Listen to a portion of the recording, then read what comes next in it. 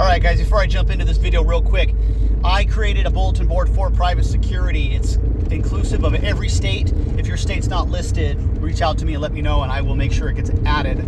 The web address is boards.securityguardcommand.com. Once again, that is boards.securityguardcommand.com. The link will be in the description of this video.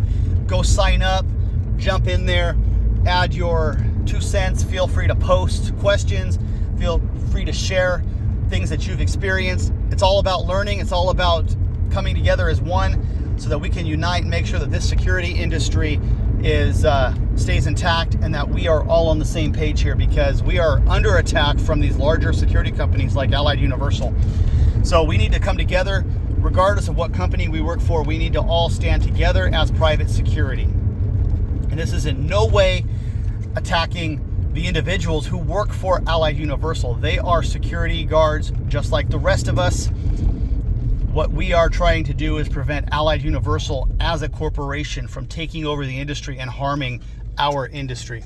All right, guys, without further ado, I'm going to jump into the video now. Hey, what's up, guys? Welcome back to Security Guard Command. So today I want to talk about lighting on vehicles. The Angry Security Guard channel has been bringing up lighting in a few of his videos, and I wanted to discuss some of the lighting. As far as for private security, the typical lighting color for a vehicle would be amber. Okay. Now, amber is not what you see typically on most security vehicles. What you see on security vehicles is yellow. And technically speaking, if you want to get really technical and down into the nitty-gritty, most security vehicles are not in compliance with, at least with California, with the color temperature of the light, that being amber. Yellow is not the same as amber. If you look at actual amber, it's actually a very deep, dark, reddish yellow. Okay, it's more of an orangish yellow, and it's not very bright. It's actually fairly dim to the eyes because it's closer to the red spectrum, which our eyes have a harder time seeing.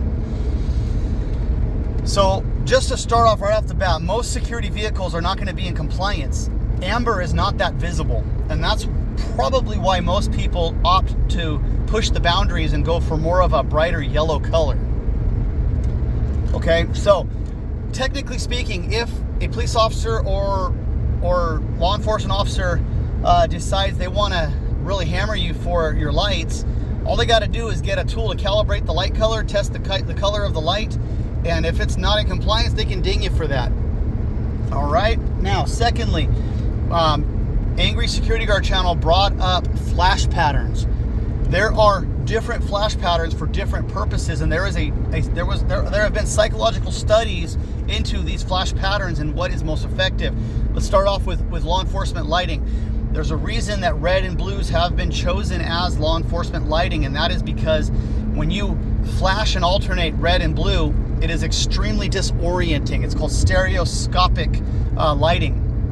Okay, when you look at the old-fashioned 3D movies, they gave you little glasses with one side red, one side blue, and the reason for that is that we perceive different depths for different colors. All right, and when you look at a 3D screen, red and blue 3D screen, without glasses on, you're going to see a fairly fuzzy image because you're actually seeing two images overlaid on each other, and each image was shot at a different depth. And then they combine the two images on the screen in two different colors, and then those two different lenses filter out the opposite color, so each eye sees a different image. When you take red and blues and you strobe them at somebody in an alternating fashion or in a chaotic fashion, it is extremely disorienting to the person. And that is the reason they chose those colors. Now, for the patterns, if you randomize or seemingly randomize the flash patterns, that also makes the effect extremely disorienting. And so that is the reason for it. When it is disorienting, it grabs your attention and it snaps you out of whatever you're doing at that moment. So it's for attention and it's to disorient.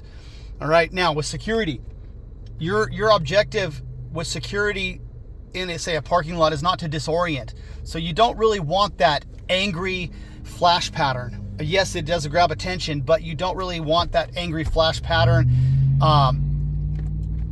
What you want is something that's more of a steady, alternating flash, long burn, say half a second wig-wag type of a pattern is adequate for, say, a parking lot patrol.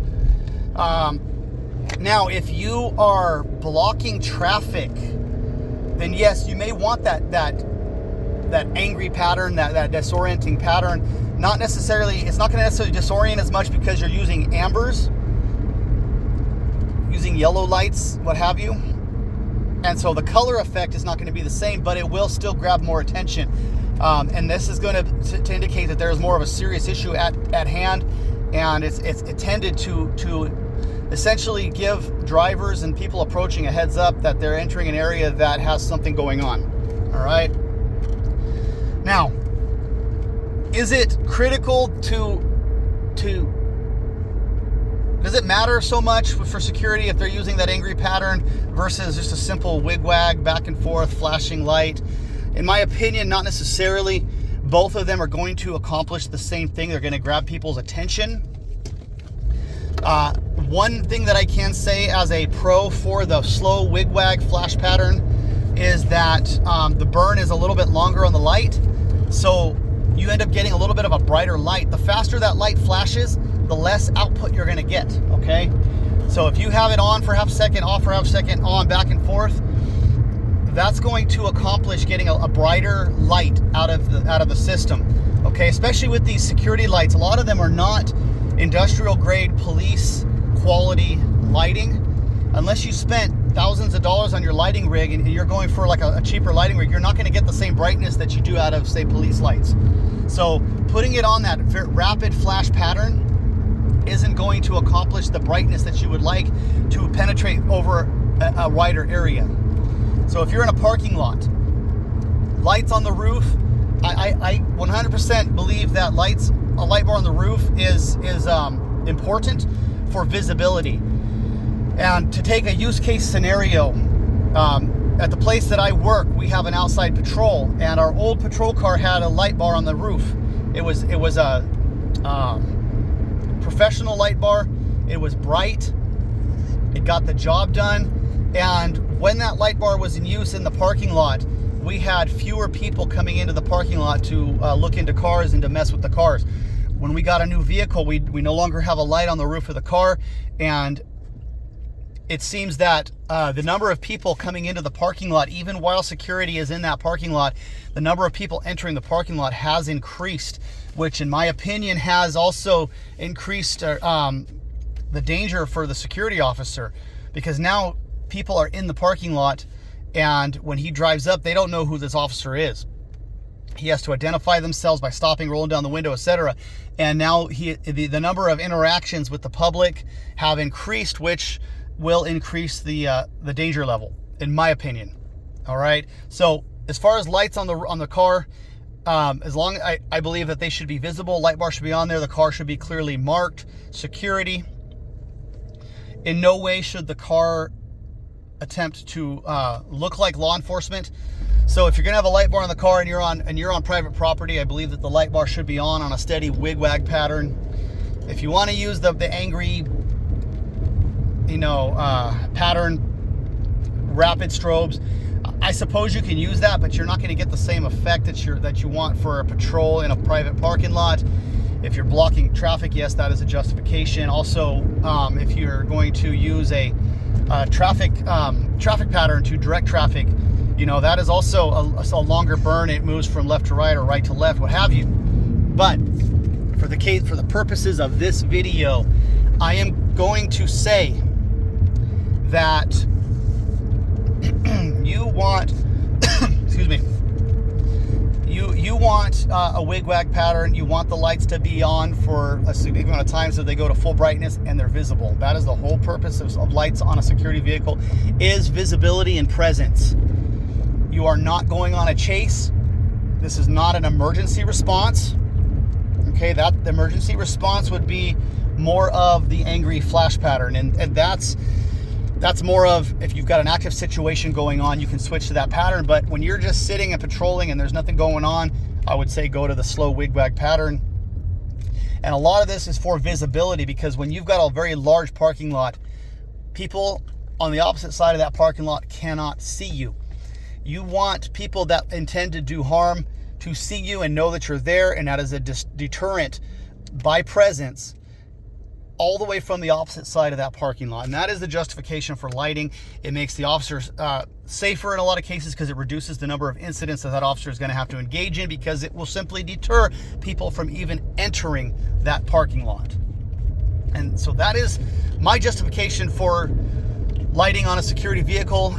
High visibility is the purpose, and it is not for emergency response per se, although there may be cases where that is appropriate. For example, traffic vehicle collision on property, or even next to your property. If you are instructed in California, if you are instructed by law enforcement to turn on your lights on public roads, then you have that justification. And that is the only time that you are actually allowed to have amber lighting turned on. An early warning system is what California calls it. Early warning system on on public highways and roads. Law enforcement can only instruct you to turn on those lights in the case of an emergency, and that is the only time you are allowed to have those lights on while on a public highway. If you're on private property, wigwag pattern. That's all. It's, you don't want to be trying to disorient and distract people. All you're trying to do is direct attention to yourself, show that you are there. It's a presence thing. That's all I have to say about this, the lighting. If you've got any questions, leave them in the comments, guys. I love lighting. I mean, it's just bright and shiny. It's great. I love seeing the light shows. I love law enforcement vehicles. I love fire trucks and ambulance. Just the lighting. I mean, I came from a lighting background where I did professional lighting for concerts. So for me, lighting is fun. I love to see the lights flash. And, there's a time and a place and a purpose for all of it in security. And if you're going to use lighting, I just suggest that you be familiar with the California Vehicle Code if you're in California, or whatever the vehicle code may be in your state as it pertains to security, early warning lighting systems. All right, guys, have a great day. Stay safe, stay liquid, and I will catch you later.